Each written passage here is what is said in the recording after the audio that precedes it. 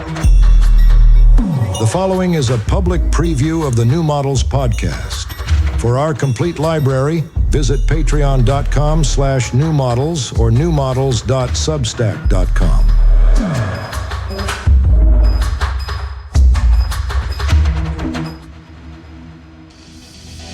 You're now listening to New Models.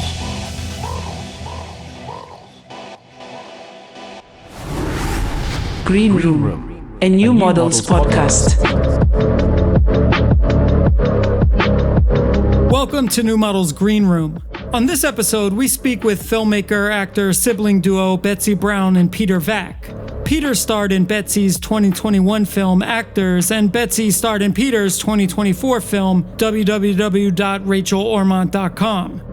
Many outside of New York City may have first encountered Betsey and Peter in the context of Dimes Square, the neighborhood-turned-meme-turned-parasocial decentralized reality show populated by edgelord podcasters, techno-libertarian venture capitalists, canceled poets, occultist crypto grifters, Zoomer magazine editors, MAGA trans girls, and Catholics on ketamine.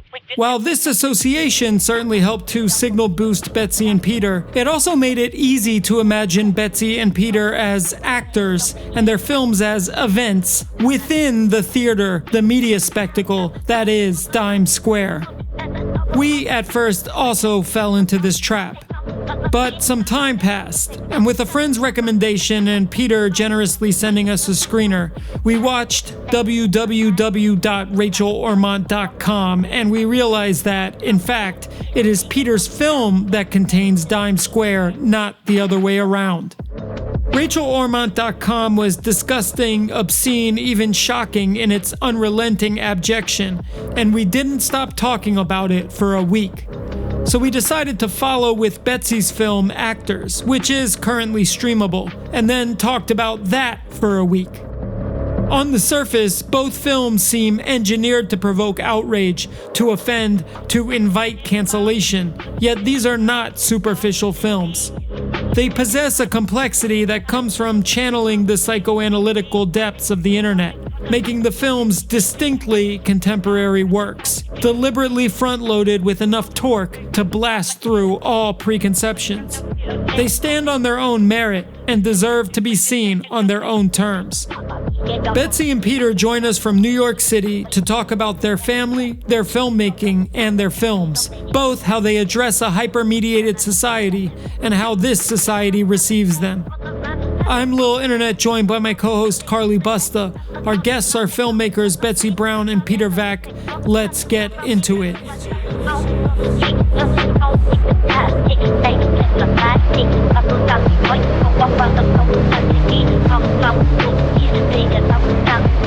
We're in the studio with Betsey Brown and Peter Vack, this sibling duo.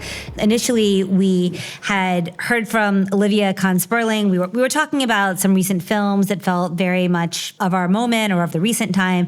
We were talking also about, I think, Film 01, Angelicism, and what that kind of filmmaking was. And she's like, well, then www.rachelormont.com, you got to watch this film. It really feels like a nice corollary to the other stuff you're watching. So we reached out and we were able to see it. And then we were like, wait, but Betsey's also made films, and she's the star of Rachel Orman, and she recently made this film called Actors from 2021, and we watched that a few days later, and we're like, all right, we have to speak to both of them. And they very graciously made the time to call in and talk to us. Anyway, we're really excited to speak to you. Thank you for making the time. Hi. Can you hear me now? Yeah, that's fine. Okay, yeah, totally. yeah. Maybe for some context, and this becomes immediately apparent in your films. Well, you're both siblings, born and raised in Manhattan, I believe, real New Yorkers, and you often work with your parents, including a 2010 film called Consent, written and directed by your father, Ron Brown, with a plot about a family's descent into drug use and incest. This is just all gleaned from IMDb. Your work with your parents, though, has continued into your own films, Assholes, Actors, and most recently, www.rachelormont.com. Betsey, you look like your father. Peter, you look like your mother. You don't really look like siblings. Wow, you so nailed it. So it's like you each grew up with this opposite gender reflection of yourselves, but via your parents rather than each other. So to start, start? We kind of just want to know what the fuck is up with your family dynamic. They seem amazing also. Yeah, I mean, it's wonderful to see. It's amazing. But we kind of want you to explain it to us like we're aliens. Like, what's the disposition, the core attitude of your relationship to each other, and how do you examine or deliberate ideas together? Great question. Where do you even begin? Do you have an instinct about where to begin, Betsey? I guess just to start off, it looks from the movies a lot weirder than it actually is. I think that a big part of our filmmaking is rooted in our mother's psychoanalytic upbringing. She's a psychoanalyst, and that was sort of our God, which meant everything was on the table. Talking through issues was the way to go. You kind of couldn't brush anything under the rug. But that's all really amplified in the films. And I think our actual family dynamic is like, kind of has like normal problems just like the rest. Like, unless we are making a movie, we have the foursome dynamic still has regular issues like the rest. What do you think, Peter? I think that's very well said. You know, I think Betsey and I gravitate towards taboo subject matter, like she said, because we grew up feeling that speaking taboos was the family game. But that being said, I don't feel like we were sharing so much taboo material within the family. That's just kind of what I meant. That was just our mother's. It seems a lot weirder than it is. Like, we're not talking about crazy shit at the dinner table, really. No, I mean, I almost feel like I'm somewhat reserved with the family when it comes to like divulging things about my life, you know. And, you know, it's funny about our father's film. This was so long ago, I wonder sometimes if I remember it incorrectly, but I remember we were talking about subject matter for a movie. And we were thinking like, what gets into festivals? Maybe something edgy. And then I feel like I remember how wrong were we? You know, and so I have this memory, and whether it's like real or some sort of like screen memory, I have this memory of us being like, oh, maybe it should be like incest, because that's like the edgiest subject a family could take on. And maybe it should be like drugs. But the truth is, our parents are teetotalers. They never drink. They are disturbed by the fact that there's some theme of, you know, weed smoking in our movies. You know what I mean? Like, to say nothing of the harder stuff. Yeah. And here's the thing, you know, many times a month, Betsey or I will have to like field criticism about how disgusting and depraved and fucked up the Brown family is. But as somebody recently said this to me in person, I forget who it was, but I said, you know, what you're seeing actually is a healthy family, because if there was really destructive, incestual elements going on in our family, we would not be collaborating on movies. I think we'd be trying to be underground, and I think the symptoms would be not so artistic and on display. Right. And I just want to, for those who haven't seen Consent, our father's film, the incest does not occur between Peter and I. That is a line that we would never cross. Never cross. And in fact, I think my analysis of that subject in our father's movie, I think that is like the shadow of closeness. I think we are lucky that we are so close and we do see each other as friends and equals. But the shadow of that very healthy, deep connection would be incest. So I think that's sort of where that came from. Yeah. And on that, one of the downsides of having such a supportive family, I mean, our mother has some issues with the work. She would rather us make rom-coms. She maybe would rather us not even and really rather be in us film not really business. be in the business. Yeah, she wants stability. And that's, again, another thing that's out in the open. But I would say that's something I'm interested in exploring in my work. What happens when you are raised in an environment that is potentially too supportive? And I think one of the outcomes of that is that Peter, I don't think really pays attention to like consequences, which is something I definitely feel like we've learned there are consequences in the real world. There is a Freud quote that says something like, nothing makes you so bold as to be sure of your mother's love. And I do think that applies to Betsey and I. Yeah. And Betsey's right. And I think Assholes, which I know you haven't seen, but it's sort of a prequel to Actors. Assholes, Actors, and to a lesser extent, but it's still in there, RachelOrmont.com, are sort of, satire isn't exactly the right word, but loving satires of this super permissive family archetype. Yeah. Right, Bets? Somewhat? Definitely. Part of the interesting thing about growing up in an analytic environment is that it prepares you in a way, but it also kind of leaves you a little unprepared because you do realize that no one really interacts with the world or each other that way.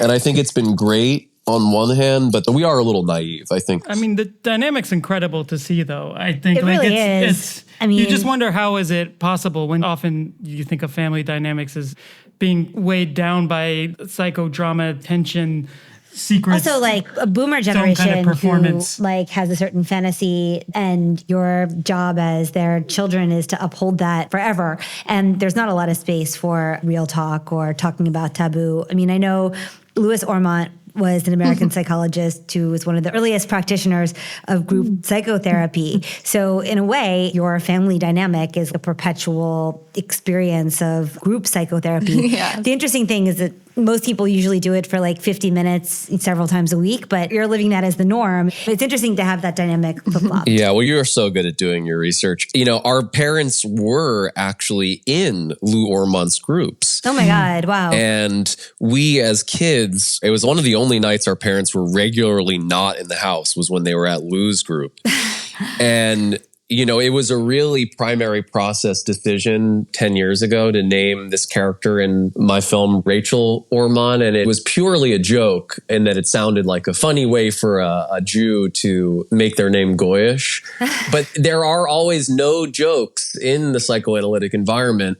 And then that shoot did unexpectedly feel in many moments like a sort of group exorcism, like people were somewhere in between themselves and their imagined internet personas having some sort of analytic group therapy experience. Definitely. So I feel like that group therapy technique is alive in Assholes, Actors, and then definitely culminated in Rachel Ormont with like the audience.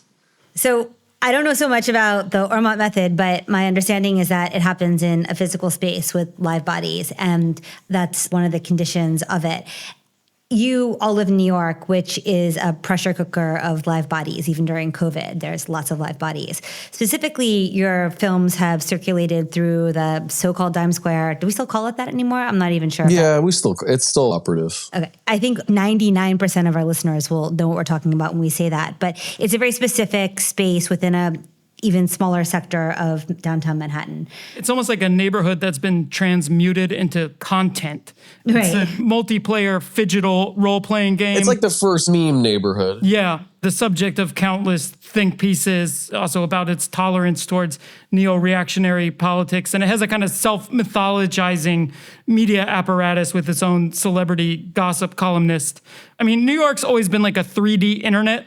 Manhattan, if you see it from a plane on a clear day, it looks like a computer chip with a huge variety of identities and classes living and interacting in close proximity. And that's why it's so generative. Just because people associate you with this Dime Square scene. And I think Actors came out of an environment that enabled you to take the risk on making that film. But at a time when like the vast majority of millennials in the creative class adopted a very specific social media incubated ideological, if not ontological framework. I mean, what do you see as the reasons this particular Manhattan scene remained insulated from the social pressure of like woke politics at the time that I think a lot of people either adopted or falsified their preferences and said they adopted during those years? That's a lot in that question. Is it though? Well, I mean, maybe not. I think it's kind of practical in a way. Maybe it is. I think Peter You should answer this. And this is not about your ideological beliefs or anything like that. It's more that it escaped the social pressure that felt so acutely in the air that it really brought everyone into alignment on something very specific, but it didn't happen there. I guess my feeling I know that I am associated with Times Square, but I'm really not active socially in that scene so much. And I consider myself inside it, but also outside. But my immediate response to your question is that Times Square didn't really escape the social pressures, but more so didn't pay much attention to them. And Times Square has many haters. And I think it's a group of people who are okay/like to be hated in this way. They are filling that role of the contrarian. And I think that's actually a role that will always need to be filled. And Times Square is just who that is. Do you think that makes sense, Peter? Yeah, I think that's true. I mean, I'm thinking a lot of things. I feel like Times Square is real, but it's also like very much in the eye of the beholder. I keep thinking about how it started as such a joke. You know, Betsey and I really would meet up in the area that is called Times Square. I think pre-pandemic, wasn't it in like 2018 or something? Well, in 2017, when I wrote actors at Dimes Deli, before it was like what it is. Exactly. And I remember you and I meeting up when we both lived in Brooklyn in this neighborhood. You know, I love trends. I love New York. Whenever there's a new, like, a name associated, like I love Nolita, I love Times Square. And I remember Betsey and I meeting up and just giggling, haha, we're in Times Square, haha, we're in Times Square. But that wasn't even a name for it anymore. I feel like we created the name. I think it was Stephen Phillips Horst, Cancel Lansbury, who said it first. And then I think it was Anna Kachachian, but I really think Betsey and I were the third. It was Kachachian. And then I'm horrible with pronunciation. Maybe I'm dyslexic. But then I think Betsey and I were the third people. But bear with me, I have a point. I think because it was the first neighborhood that was also a meme, and because memes they allow for all sorts of language, even quote unquote impermissible language, and they allow for so much iteration. I think that's the core spirit of Times Square, this sort of permissive quality, a lack of censorship, and a virality. And if you want to stand against the hive mind, and I guess at this era it was quote unquote woke, you would align yourself with Times Square and you would want to come there and be involved in that culture. I love that idea of Times Square as like a 4D meme, one that has physical space plus time. And within that 4D meme, there's like an ability to use language in ways that aren't allowed outside of it. I love thinking of that entire space as a meme. It's a zone where it can happen because it's like within the rules of meme, even though it's a physical space. That's brilliant. But yeah, I like that you guys are the third people to crown it Times Square. You heard it here first, y'all. Yeah. I mean, I do think so that we can talk about the films. Maybe we should spend just a moment setting up Rachel Ormond and actors. I imagine some of our listeners will have seen at least one or the other, but maybe Betsey, you could, or I don't know, maybe you switch. Betsey, you give a very brief description of Rachel Ormond, and maybe Peter, you give a brief description of your sister's film. However you I think that's cute. What do you think, Beth? Let's do that. Okay. Should I start? Or? Sure. So Actors is a film that is a hybrid doc narrative that takes place in the Brown family after the eldest sibling, Peter Vack, has released a film called Assholes that made a pretty big splash in the independent film community, but is not propelling his career in the way that he would like. He also is considering a project named www.rachelormond.com, which he feels will be better if he plays the title character Rachel. And this idea then sparks even greater idea, because this is 2017 and it is a moment of intense anxiety for cisgendered straight white men feeling like they've been completely decentered in the culture, and that the only way to have any cultural capital is to be a minority, a woman, or hopefully all three, or trans would be excellent, maybe even the best. So in this moment when it feels like marginalized status is the only way that you can have a voice in culture, Peter decides to make a cynical transition for clout, essentially, and to perform. Since he is a performer and an actor, he's decided that it's totally morally sound for him to perform as trans so that he can increase his artistic opportunities. And also, like we were saying, just so that he can maintain his uncensored and fully permissive voice. The way to do that is through adopting this persona named Petra. And in doing so, completely sends his sister Betsey, who's also a struggling independent filmmaker and actor, into an intense rivalry and an insanely angry, manic journey of her own, which includes getting pregnant in an effort to counterbalance his body gender performance. She's going to go through her own body transformation, gender performance of being a mother. And the movie just is about how this trans for clout decision that Peter Vack, the character, makes affects his sister, Betsey, and her family. How'd I do, Bets? Very well. Very well. I'm definitely going to do hell worse. Yeah. Now you have the harder one. I'm definitely going to do worse because, okay. So www.rachelormont.com is about a 31-year-old woman who has been raised in captivity at the advertising agency North American Advertisement Agency. Assessment and Advertising Agency. Okay, sorry. Okay. Well, Rachel, the character who I play, doesn't know what the hell it stands for. And her only job is to assess the performance of her favorite pop star, Mommy 6.0. What she doesn't know is that Mommy 6.0 is actually her mother.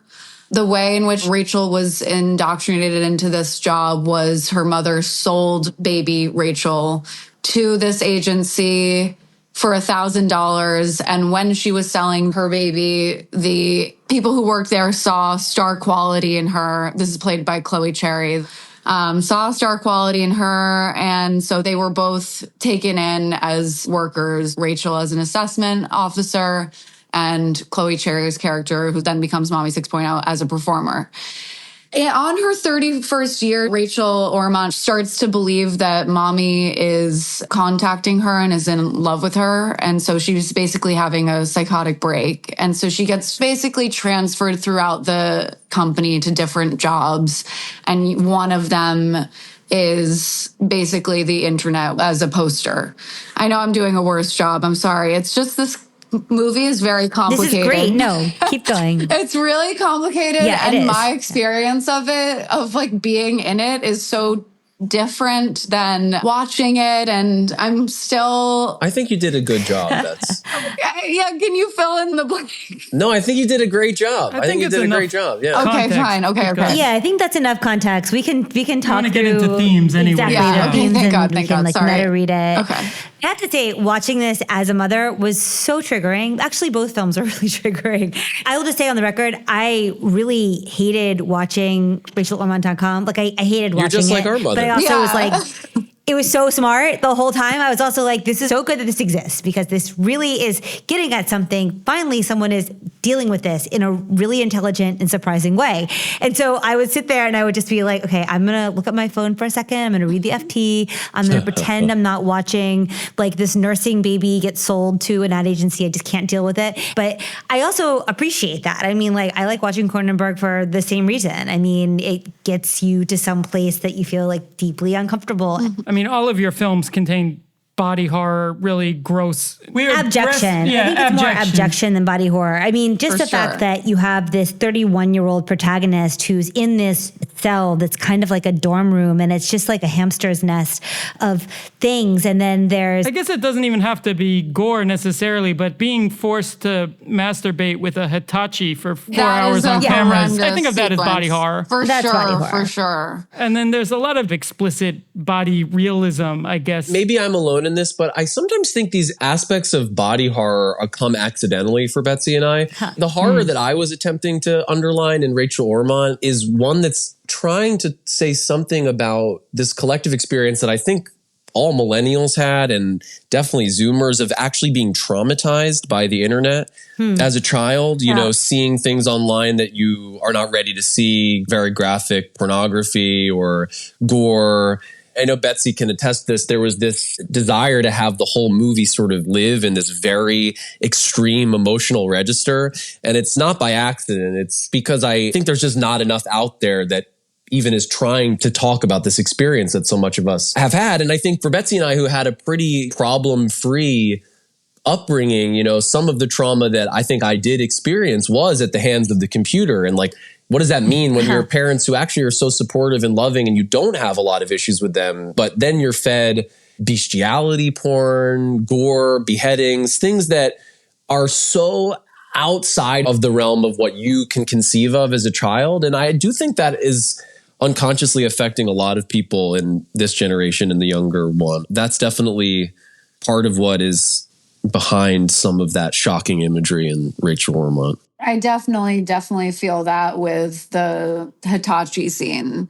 That scene is really intense because it really feels like the first scene I've ever seen where it's a technology assault, a technology rape. Yeah. It was really intense and upsetting to perform, and it's really upsetting and intense to watch. Yeah. I mean, I thought of another contemporary film, The Substance, starring Demi Moore, which came out this year, and it kind of takes the indie sleaze aesthetic of the Benny Benassi Satisfaction music video from 2002 and turns it into a Cronenbergian morality tale. I thought it was an affectively potent film, like viscerally so, that kind of said nothing. And I think your films say maybe too much, but the extremity of them matches the affective potency or the sheer extremity of the internet and allows them to travel with the same velocity maybe that a lot of what we encounter online travels at. Can I add one thing to that? Do. We think a lot about these different eras of media, and there's this idea that broadcast media, its job is to transmit information from like, you know, an expert to an audience. When you get to network media, the circulatory system, it's a body, right? And the way that network media works is to compel you to react. And so the volume is like really, really high on network media. It's like your movies have the intensity that a body has. Like if there's a body horror, maybe it's like the body of our collective network body that is just being pushed in all these directions continuously. The cringe or abjection. But I kind of went over the head of that. your... That's such a great way of thinking about it. I love that too. And I hope this is a response. But one thing I hear you talk a lot about on this show is trying to make sense of this shift between 20th century, I guess maybe you call it linear media, and whatever we're in now, which is this fractured media landscape. For me, very little about what I'm ever doing as a filmmaker I understand until it's done. Sure. But I see Rachel Ormond in a way as trying to chart that course because, you know, when Betsey's character Rachel is working for the agency, I see that as a metaphor for the 20th century media where an observer is passively consuming a star, an idol. Yeah. And then she gets ripped out of that world and is forced to go into this 24/7 content creation, live streaming, jail family. And suddenly she's in this new world where an audience of creators is following or hate following a micro celeb that Dasha's character plays, Darcy. And now we're in a world where the audience is vying for attention. The audience is speaking back. And it's not a 20th century celebrity. It's a 21st century micro celebrity. That was not intentional. And I probably wouldn't even know to say that if I didn't listen to New Models. But I see that in the movie now. And I will just say, you know, I tried to make this movie in 2015 and I'm thrilled that I didn't because it would have been a huge disaster. I remember being in meetings trying to explain live streaming didn't exist. You couldn't even go on live on Instagram, I don't believe, in 2015. And I'm not sure that even stories existed, but I was obsessed with trying to imagine an internet that was in the future. And so I remember being like, I think in the future people will be able to just stream themselves live. And people looked at me blankly. But the almost more important reason why it's good it didn't happen then is the people that came to be in that crowd, which functions as the like personified message board in the movie, the personified comment section. It was in 2022. So many people had already gone online because of COVID. People had so much time to marinate in their terminally online identities. It was the height of their terminally online identities. Exactly. And in a way, it was a very beautifully perfect, my meme page presence bringing people there, Dasha's presence bringing people there, Betsey's, the I Unpack, our producers. So we attracted these people who had these, someone even said this, these like internet demons in them. And I didn't give them that much of a prompt because I wanted to get such a wide variety of responses. I just said, okay, so we're not really in a theater. Imagine that you are giving voice to a persona that you would have on a message board. And from there, we just did hours and hours of improv games.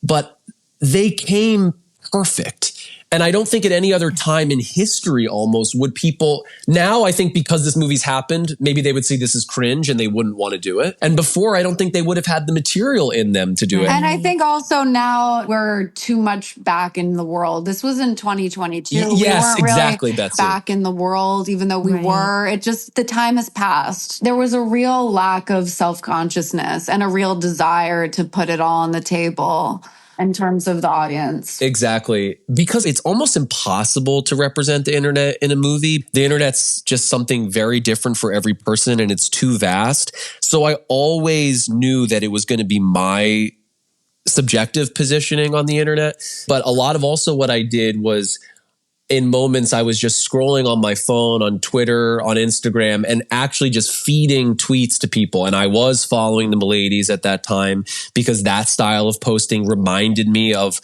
what I had written Dasha's character to be, this unhinged, kawaii, but also sort of devilish and violent, hard to place the morality of it. The format is the vibe person. So that was sort of another perfect synchronicity. And I would just be online kind of just feeding that to people. But most of what made it in was really just from them. We were trying to like throw this big net to get as much content as we could to get some picture of the internet in that moment. And then this is so corny of me, but I just have to say, as filmmakers, and I guess all artists, we all struggle with timelines. And, this movie, Rachel Ormont, was so long in the making. I was so frustrated for so many years and felt like a failure for so many years, but it did come together at the exact right moment. So as a little pep talk to any listener who's struggling out there with a long gestating project, you really do have to have faith that, if you're determined and, have belief on the path, things do come together at, when they are meant to. That's really helpful to hear. I personally needed to hear that. But we're in the manifestation age right now for sure. Yeah. Like it's all manifestation. Yeah. My producer, Emily McAvoy, would always say to me, trust the timing. The timing is perfect, which I really do think is true. Yeah. And you could say that for actors too. Betsey edited actors for 4 years. Wow. Yeah. And I mean, I personally feel as though actors is just getting more and more relevant and acceptable. I think some people who would really be afraid of watching it would now put it on with much more ease and laugh with much more ease. And that was something we talked a lot about, Peter and I, in making actors, is that you don't make art for just the present, you make it for the past and the future. And I really feel that way with actors for sure. Yeah, that's sort of a personal meme for us. Yeah. But for both films, one question, I know it's always best to see a film in the theater, but is that part of the concept for you? Because I could just imagine you're gonna. Rachel Ormont, though, also there's subtitles often in impact font, as if you're meant to take screenshots of any scene could potentially become a meme. So I think there's a certain aspect of it that imagines it as right. I was just thinking of your reaction, and maybe it's a question even more for actors. Like, can you laugh out loud at something? Do you feel like there's social pressure? How do you think of collective versus private viewing of your films? I personally, whatever way people can get to see the movie is amazing. But specifically for actors, I think that seeing it in a theater was super, super, super helpful for the response because when people heard laughter. There was a collective response that I think was very helpful. But also in a small handful of the screenings, there was always a certain point where it was like, if there hasn't been enough laughter, then I knew that there wasn't going to be any laughter, really. Also, I find a theater space really important. The container is so important. Because when you're watching a movie in a movie theater, you really are always aware that you're watching a movie. And that, for actors, is so important for the comfort level. Even though Peter said it's a hybrid doc fiction, I knew you were going to cringe at that. Sorry, Bets. It is really not it's doc. Purely fiction. It is purely fiction, and it is so important as an audience member to be released into the fiction of it, even though I, as the filmmaker, made it very hard to get there because I did use real names, real starting circumstances of like struggling actor, filmmaker. We had just put out Assholes, working on Rachel Ormond, but everything from there is fiction. I do think a theater experience is so helpful for that. There's this common refrain amongst haters. They're always like, these are theater kids. These are cringe theater kids. And it's like, yeah, we are. Yeah. I love the theater. I mean, like, I'm like, thank you. Appreciate it. We love the theater experience. But to Julian's point, though, yes, attempting to make every frame of Rachel a potential screenshot is something that we loved doing. Yeah, I feel like Rachel is gonna work really well on the computer screen, but I definitely hope for it to be in many theaters before that. Yeah, and I think part of why we added the subtitle, it wasn't just to meme the movie. The movie is hard to understand in a few ways. Very literally, sometimes it's hard to understand Betsey at first because of the way she's speaking. It's a little hard to understand poor Spiga, who plays herself in the movie. And poor Spiga is also one of the greatest internet personas, I think, of all time. Also, it's hard to understand if you aren't so well versed in some of the slang and the lingo that gets used in the film. And then there's another element that the movie is a hard pill to swallow. So all of these things, we realized if we were to subtitle the movie, it would be like a spoonful of sugar that helps this sort of bitter medicine go down. That was, in a way, the primary impulse behind doing that. And then the secondary effect was, oh, well, if we use memetic fonts, we are taking this movie that's sort of sprang from meme culture and literally making almost every frame into a meme. But the first impulse to do that was not to meme it, but to actually make the movie easier to understand and easier to take. Mm-hmm. Yeah, easier to take for sure. Because again, it really does remind you when you're watching a movie, this is a created world. This is a piece of art. And there's a beautiful mirroring that happens between this audience in the movie and the audience in the theater. And actors, of course. No, continue. Yeah, you go. You go. Betsey, I absolutely hated your voice in RachelOrmont.com. And I kind of liked it, to be honest. I liked it.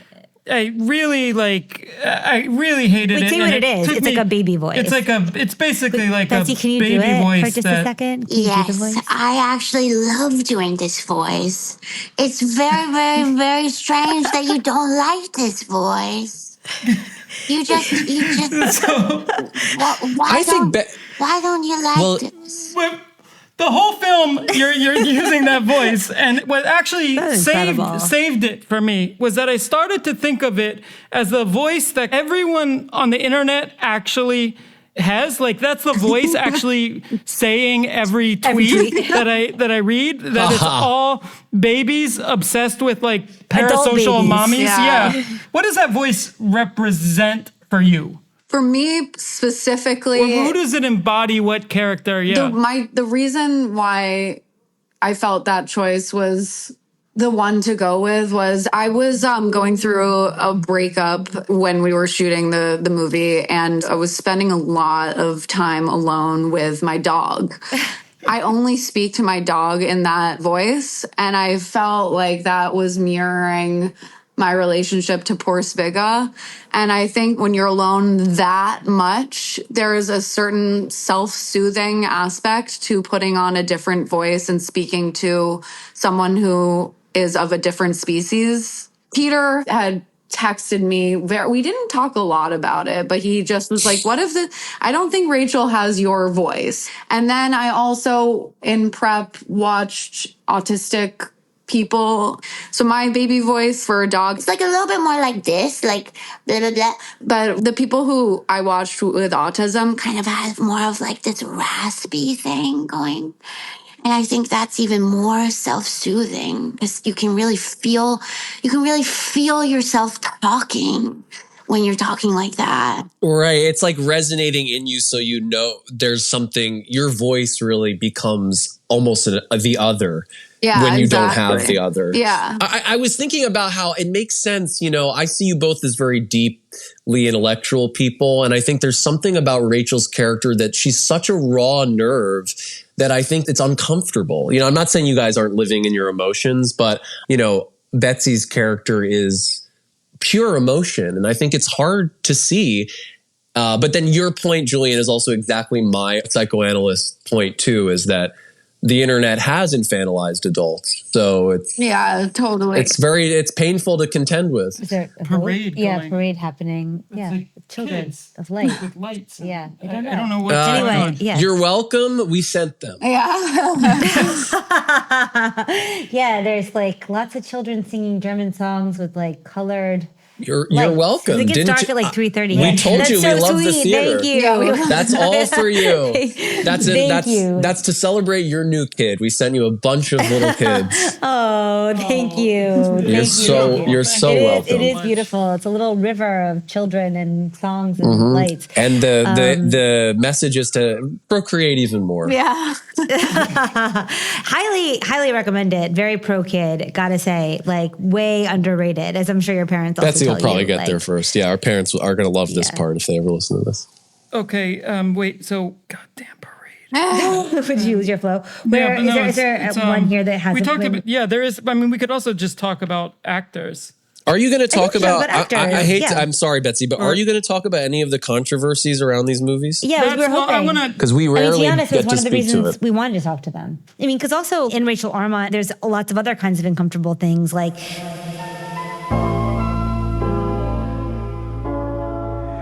If you're hearing this message, you've completed the first step towards becoming a New Models member. To continue, visit patreon.com/newmodels or newmodels.substack.com. A complete library containing hundreds of rare New Models episodes awaits.